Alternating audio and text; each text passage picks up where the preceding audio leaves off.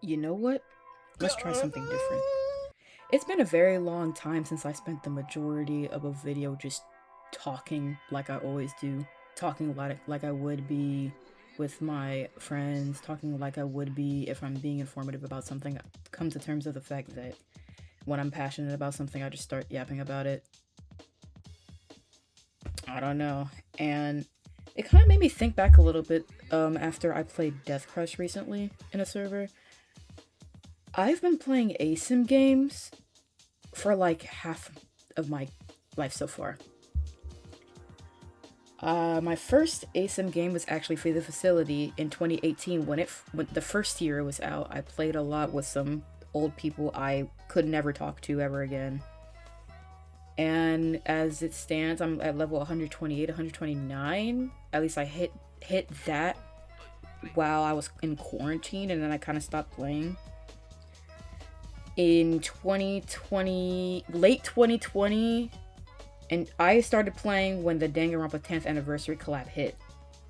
That's when you saw bonbons and crappy players everywhere, and I was one of them. And I was a Postman main, and even if I went back, I would probably still be a Postman main. I keep it a buck. I'm just not gonna be in shame about it. I first played main Wuchang, and then I mained Axe Boy for a long time. I actually have his S accessory on my most recent account. Then eventually when Nightmare Orpheus came out, I made Nightmare, and then I made Antonio before I stopped playing.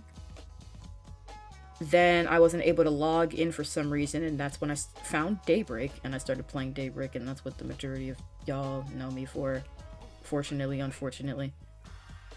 Fortunately, as in, like, it's gotten me far. Fortunately, as in, I wouldn't have known the majority of the people I do now without it. Unfortunately, because it's Daybreak. And then I started playing Identity... Oh, not Identity. Then I started playing Dead by Daylight. I suck at it, but customs and playing with friends is really doggone fun. And I'm actually improving a lot since I've played other games. And then I started playing Violence District. And then we got to Deathcrush. So what am I trying to say here in these 3 minutes is that when you play so many asyms, especially when you get so used to certain things in those asyms, you can get burnt out very fast. I actually worry about that a lot. But then I realized if I'm getting burnt out by this, imagine how many different people who are like asym geeks are getting worried about this too, or are feeling burnt out from these types of games. So I'm just gonna go over, what is it, like 6 different tips I have if you are feeling burnt out, or if you're afraid of getting burnt out playing these games. Like if you really enjoy them and don't see yourself stopping playing them, but fear that one day you may lose the want to play those games. Actually, let's put 7. I better not see no jokes. And yeah, this, you're just gonna hear me yap a lot. This is more of a rant thing, of informal rant idea listing than it is like a formal thing, so please give me some grace. I'm doing this out of the blue. I literally just got out of the shower. So yeah. How not to get burnt out of asym horror games. I will probably have to shorten the title when I make it, because you know how the YouTube game works. Number 1, try characters you otherwise wouldn't play. I have the unfortunate habit of when I'm learning a game and I find something I'm cool with or I like, I end up sticking with that for like a third of my playtime. As it stands right now, I think I have 860 something hours in Daybreak between 2022 and 2026. I would say for about 50 to 60 of those hours was purely me playing Yvonne and or imaginary friends in Daybreak 1 alone. But by the time Daybreak 2 was in the works and Daybreak 2 early access and stuff came out, and like people already hate Yvonne, and she kind of got outclassed in Daybreak 3, or Daybreak Remisted rather, I just would only play her. I would never be open to playing anybody else, and then I would just get mad or anger like I normally do out of my natural competitiveness a lot, frequently. So then eventually I was like, oh, maybe I should start originating other characters, which is why now I have about 3/4 of all of the characters capable, maybe about 10% of them silver, and like 3% arisen or gold or diamond or whatever ranks we have. More than not, I find myself having fun now that I had the opportunity to use so many characters and to apply it to other games too, like in different analogies. It's like when you start Violence District and you have that one build you really like, there's a specific build I main all the time. It's just like more of a default if I don't trust survivors if I'm playing solo. It's Last Stand, On My Own, and another perk. I would have to look for the name of it. I don't remember what it is, but basically it's an endgame build. So when I'm the last person left, I have a 60% gate opening speed, I have 7% haste, or if the exit gate's open, I have 7% haste, and I revive a soul state, so I gain an extra life, or heal state, let me say. I would only play that for a very long period of time. I don't like gen rushing, especially because most of these games often end up being survivor-sided, which may honestly end up happening no matter what, because it's multiple survivors versus one killer. So I'm like switching it up now. Once Loki found out that one broken build with the stun aura detect chasehogger stuff, I started running that more often. Then I was like, oh, what if I did some dumb stuff with generators? Then I started running this one build. What is it? The thing with the gears, I keep forgetting the name of it. Perfectionist Planning and Group Project. And as long as a person doesn't have King's Scourge or / Merciless Storm, 20+ percent extra gen repair speed off the dot by me alone. And maybe another person. Which is insane. But I love it. It's just experimenting with stuff that may not be necessarily the strongest build, but niche or character, but niche in its own right, and I really, really enjoy it. Even ones that you don't like I hate Idol with every fiber of my being, but I still played them. Sure, I think Stalker's weak as balls, but I played her sometimes. Sure, whatchamacallit, Yvonne or Sung or all of them might be outclassed, but I still play them. Like, just dip your toes in some new water every now and then. Now, the second thing that would probably be one of the top 3 things, if not the top 1 thing I would recommend, is playing with friends. Playing with friends on asymmetrical survival horror games / 1v-alls is like the golden spoon of these games. Like, I could not imagine not having friends playing these games, especially when it comes to stuff like Dead by Daylight, which I am horrible at. Like, I'll probably have gameplay in the background. I am like really, really bad at Dead by Daylight compared to like the Roblox clones. And when I say clones in air quotes, I mean that in air quotes. But like, you will argue with them, you will laugh with them, you will find game-breaking bugs with them. It is just like, it'll lighten you up so much, and it'll kind of get you more in that mood. It'll get you pumped up, and that's what I can really appreciate about the people I know now, is that they're, for the most part, the people I know and that I'm chill with, they're all very open-minded, which I love. I'm personally, I try to stay open-minded myself, so having a bunch of people with like an open mind just doing silly stuff and stupid shit all the time is really, really, it's just a mess, and I love every second of it. Now, this is for the girlies who mostly play like ROBLOX asyms survival games / 1v-alls and have Identity V, or vice versa. They have that one. I mean, they have Roblox ones and have Dead by Daylight, and still continue to play the Roblox ones anyway and not touch Dead by Daylight. Alternate games frequently. It's especially great with Roblox despite all the bullshit Bazooki and his team keep doing with that godforsaken app. You have so many options. Like, I'm just to list a few: Daybreak. Whether you like it or not, I don't. Forsaken. Whether you like it or not, Die of Death. Violence District. Deathcrush. Murderthon. There's just so, and shout out, in the works, Bloodsport.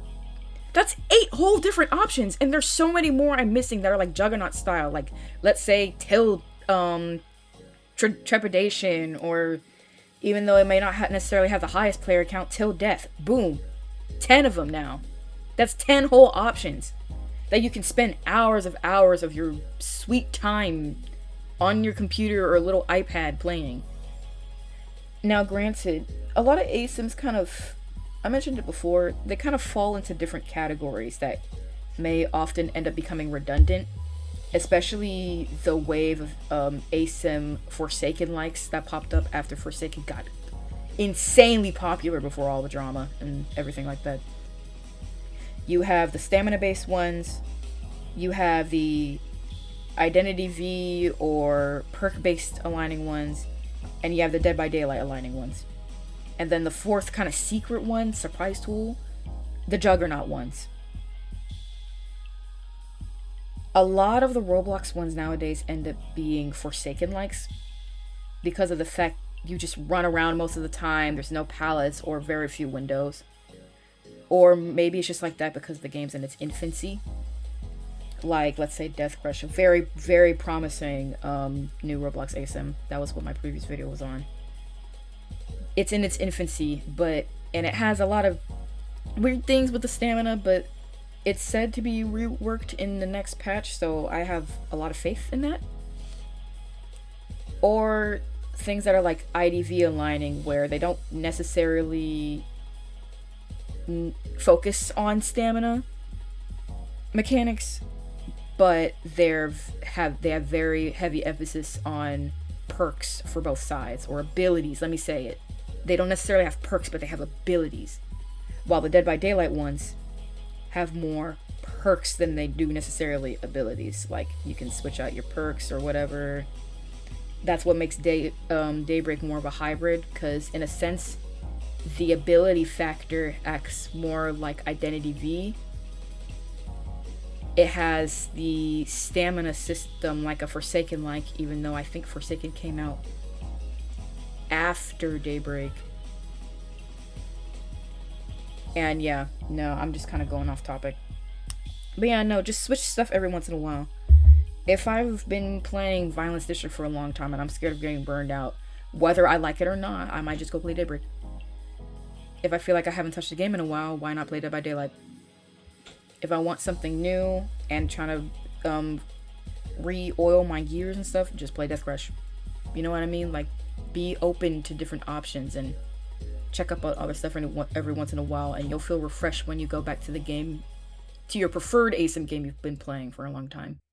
Now, the fourth tip is more of a chaotic one. No Fox. Shout out Chaotic Fox. Is play like an absolute idiot or nut in some rounds. Especially if you combine this with number 2, playing with friends, you will have a ball.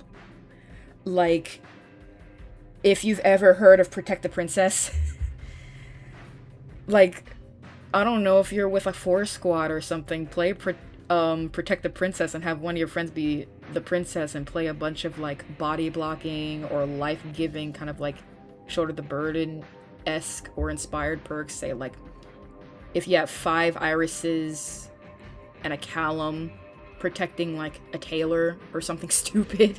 I don't know, I just thought of something random. Or like playing it in Dead by Daylight. I'm not great with Dead by Daylight perks, but just convert that in that game's aspect. Just do stupid stuff. Or if you're playing like Dead by Daylight or Violence District and you just thought of the most dumb, probably wouldn't get you anywhere per combination, but you still think it would really funny to play, run that. Do it. Yeah, you might get laughed at for it, but I mean, you're the one who spent all the time getting the perks anyway, so why not use them? You know what I mean? Like, just mess around. Do dumb stuff. Make it worth your time. Number 5 is kind of along the same thing, but it's make challenges for yourself. And that can go 2 ways. Either game challenges like randomizers or spin the wheel and you all play this one survivor, or again, protect the princess. More like game show style challenges. And then the other one is like goal points, like goal point challenges, like I want to arisen this character in this amount of days, or I want to play a little bit so I can get this thing in the rift. Like, one of my goals, even though I've been putting it off, is that I really want to get Periwinkle skin, because for some reason I just really love Periwinkle the clown. Like, that community skin is probably one of the best things to ever grace Dead by Daylight ever, and he makes me so happy, even though I couldn't imagine playing Wraith. But I want that guy. And I went from being in the 3rd thing of the rift to being at 23 yesterday. So shoot, that's progress for me. I will take that immediately. And I'm just gonna keep going. I don't even care if I make sense at this point. Number 6 is remember that you're literally playing a game. If you're tired, close it. Come back tomorrow. If you're tired, close it. Come back a little later, or ask if your friends want to play, or whatever the case may be. And this also goes for the people who are really competitive and get frustrated easily. Like, sometimes I can be perfectly fine and then immediately get, like, overwhelmed, and then I get frustrated, and it's just a whole butterfly effect. Just turn off the game. If you're not feeling it, don't be a sore loser or a bad sport, but if you can at least acknowledge you're getting frustrated, be like, okay, I didn't have the best time. I seem to start like I'm getting frustrated or angered or whatever, and that's not necessarily a good feeling to have. So why don't I take a break and come back in a little bit, or go AFK or something? Because the more you get angry and mad at a game, the less you're going to want to play it. And then that's going to have a butterfly effect on the other asym games you play. So there are countless times, even still, where I get absolutely annoyed to the core with Daybreak.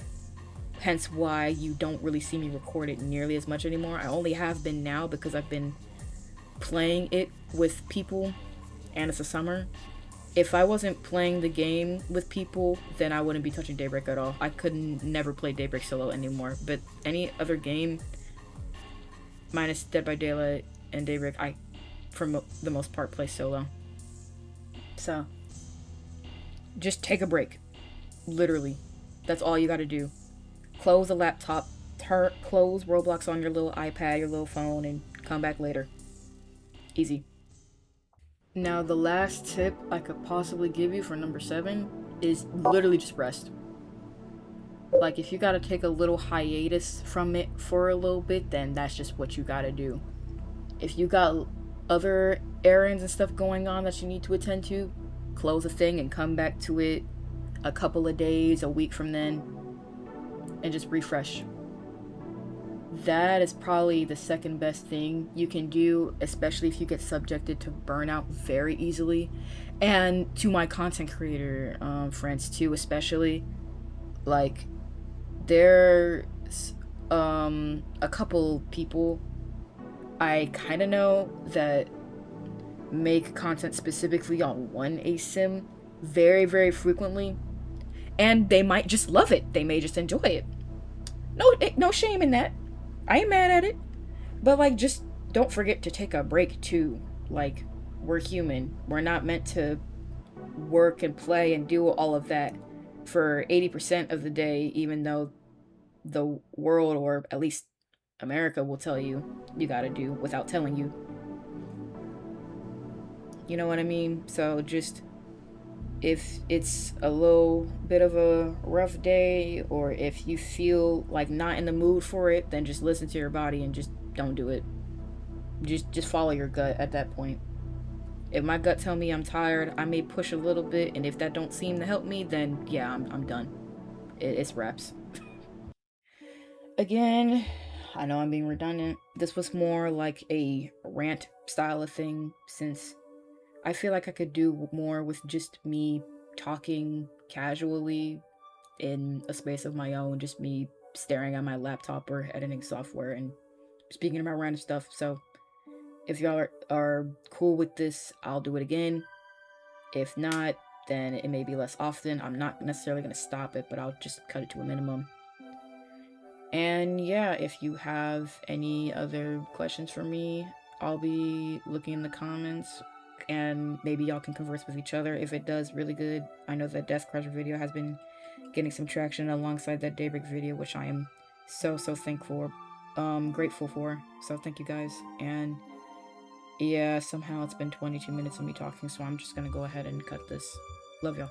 Stay creative and take care. Bye bye. Those are very That's important. always right. It's some blood points, girl. Don't stroke yourself now. Are you stroking myself? Don't you worry about that. Oh, heck no.